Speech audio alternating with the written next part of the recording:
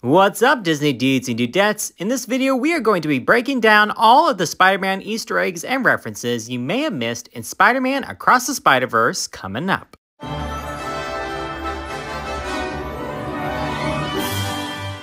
So before we get started, I wanted to give a spoiler warning because I'm going to be giving a lot of Easter eggs and references to the plot, and I don't want to be the one who ruined the movie for you. So if you haven't seen the movie, make sure you like this video and go hop in your car and go watch it at your closest movie theater and come back and watch this video once you have seen the movie. So the movie starts off with this epic drum solo by Gwen as she is narrating the beginning from her point of view. We see flashbacks in the first movie and what is to come.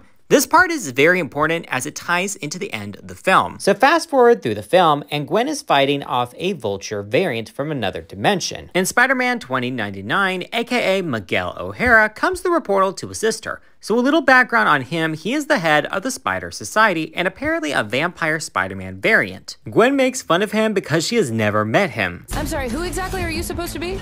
Isn't it obvious? The Blue Panther. That's funny. The caped blue satyr? Yeah. Yep, you heard that right. Those were references to Black Panther and Batman, which Miguel definitely has similarities to both of those characters. For goodness sake, he even has the big computers that he works on that kind of look similar to the Batcave. Anywho, his job as being the head of the Spider Society is to keep the timeline together, kind of like Doctor Strange, who apparently is not a fan of, especially after he says this. Doctor Strange and the little nerd back on Earth 1999-99. Who's Doctor Strange? Sounds like he maybe shouldn't practice medicine. Yep, that was a Spider-Man No Way Home reference, that he knows about Doctor Strange and Peter messing with the multiverse. But the really interesting part is that he says Earth 199999. But in the MCU, they reference Earth as 616, like they said in Multiverse of Madness. So they are both the same Earth, but for some reason, in Multiverse of Madness, they said 616, and just confused all of us Marvel fans. So now I'm not sure which is the right name. Anyway, after Gwen and Miguel finish fighting off the Vulture, we are introduced to Spider-Woman, aka Jessica Drew, who is wearing her yellow goggles, which is a reference to her 1979 comic book TV series outfit, where she used to do this weird spin and change into her Spider-Woman costume, kind of like Wonder Woman used to do in the 70s. Not sure what that was all about. Maybe it was a 70s thing? Also, many people get Jessica Drew and Jessica Jones confused a lot, but they are completely different Marvel comic book characters. So this version of Jessica Drew is slightly different than the 1979 TV show. In this version, like in the comics, she is pregnant. Oh, this? We don't know the sex yet. My husband wants it to be a surprise. He's really corny, but so. She does reference her husband, but we don't get to meet him in this movie. But I think that they are waiting to reveal who he is in the second movie. Fast forward to the next Spider-Man reference where the Spot is going through different dimensions and ends up looking into the LEGO universe where we meet LEGO Peter Parker and none other than J. Jonah Jameson, where they reused audio from the second Sam Raimi Tobey Maguire Spider-Man movie, where J. Jonah Jameson says, "Tomorrow morning, Spider-Man, page 1 with a decent picture. Morning, Spider-Man, page 1 with a decent picture this time." The cool thing about this LEGO scene is it was animated by a 14-year-old who had recreated the original Spider-Man Across the Spider-Verse trailers on YouTube and went viral, and the animators from the movie had him join them in making this scene. Wow, what a dream come true for the kid. The next scene we get with a few Easter eggs is in Chinatown of Earth 688, where we get to see Miss Chen from Venom Let There Be Carnage. You want? I'm robbing you because I'm a bad guy.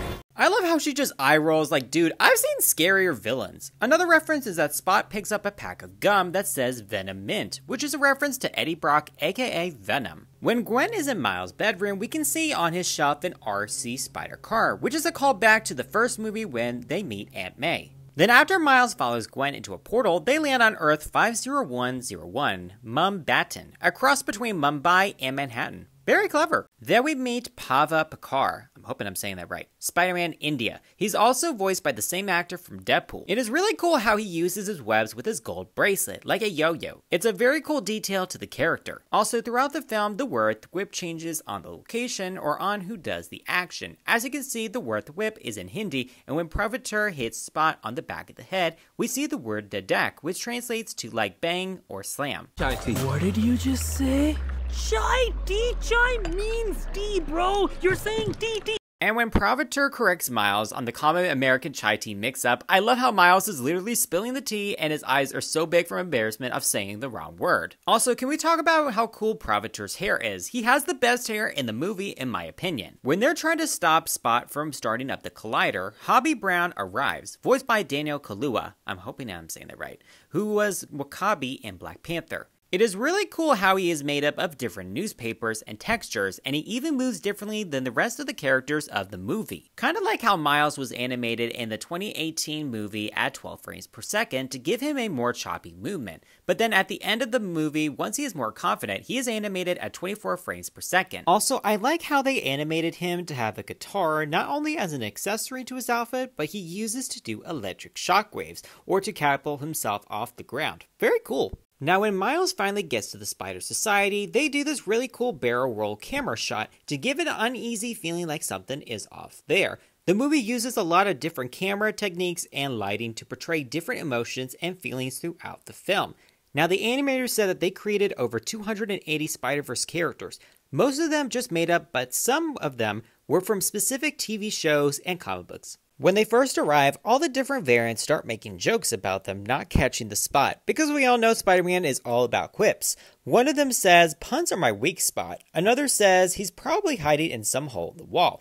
Now, to start naming some of the Spider variants in the Spider Society, we have Spider Armor Mark II, then a steampunk-looking one who's named Maybelle Reilly Lady Spider from Earth 803. Traffic Cop Spider-Man, then Boombastic Spiderman, mostly known as Paperbag Spider-Man. We will talk about him more in a bit. And Miles passes Spider-Man Armor Mark III. Then we see again the Spider Buggy, which was mentioned earlier. Next we see overdramatic and moody Ben Reilly, also known as Scarlet Spider, being dramatic about finding out that he's a clone from his Earth Spider-Man.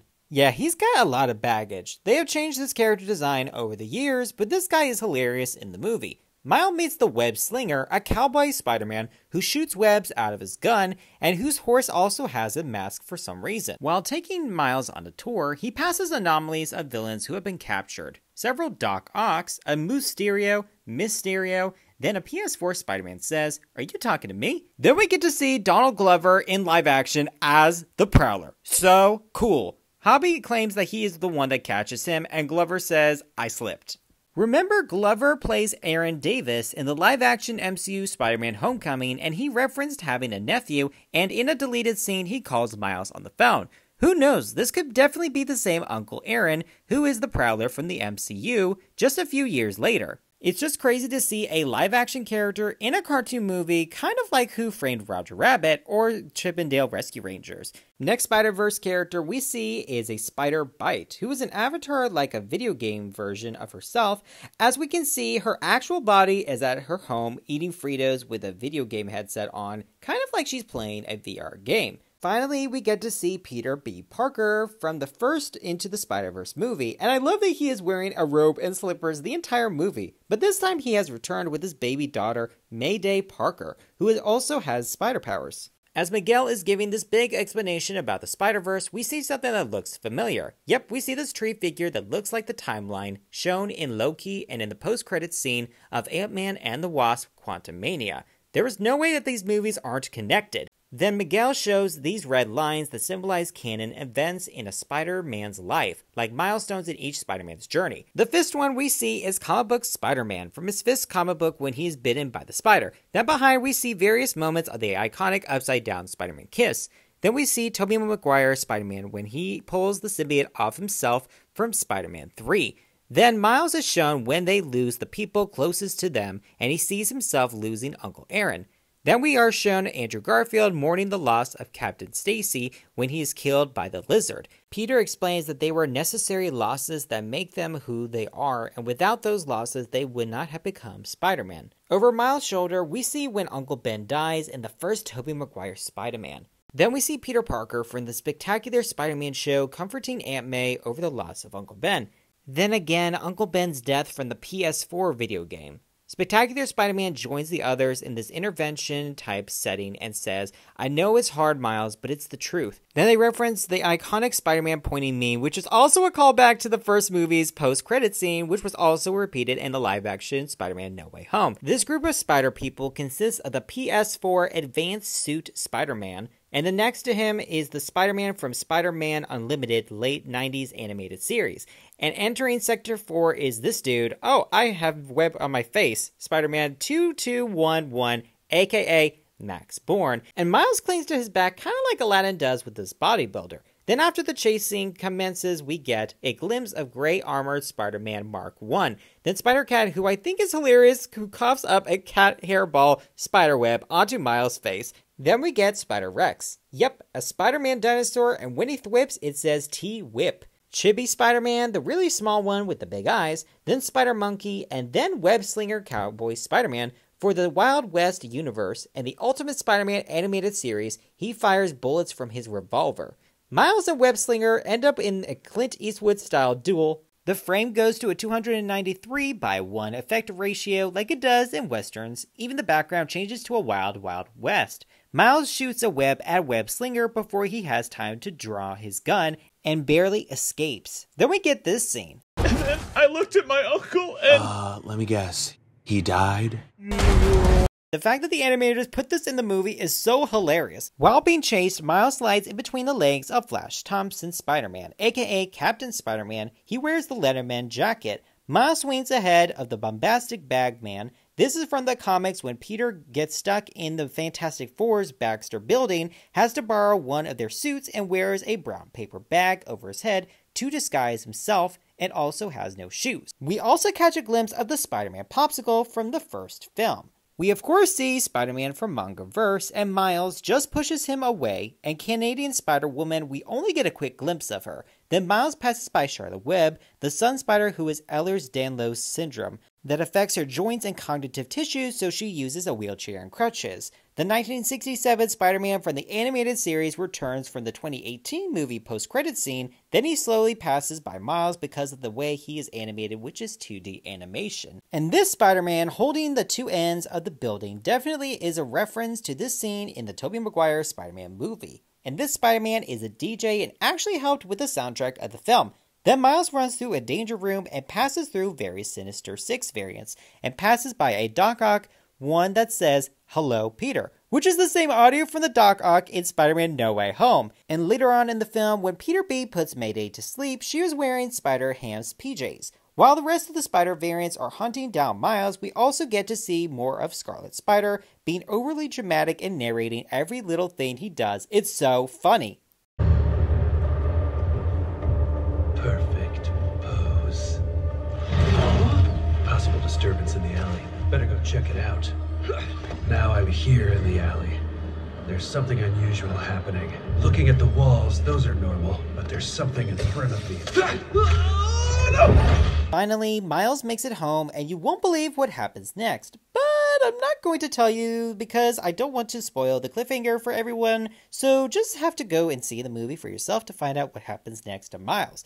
However, I will say, meanwhile, Gwen reunites with Peter B. Parker and Mayday as we hear her drum solo returning from the opening minutes, and we see the new band that she has put together, including Gwen, Peter B. Parker, Mayday, Hobby Brown, Pavitr Prabhakar, Byte, and returning from the first film but not saying anything, Penny Parker, Spider-Ham, and Spider-Man Noir. And we end with Gwen asking us the line, "You want in?" This explains why the film opened the way it did. From Gwen's point of view, a third-person account on what Miles went through, telling us why she quit her band, saying let's do things differently this time, and why the opening images included things that happened to Miles throughout the film. This was all Gwen's sales pitch of her recruiting mission and what she said to every single one of these spider people to get them to join her team and to join this rescue mission as this brave step to defy the Spider Society. I don't know about you all, but I can't wait to see the next movie, Spider-Man Beyond the Spider-Verse. Thank you guys so much for watching. Hope you enjoyed this video, and let us know which Spider-Man variant is your favorite. I would love to know. Leave a comment down below, and please subscribe to our YouTube channel and hit the bell icon so you can be notified every Thursday when we have a new video. And as always,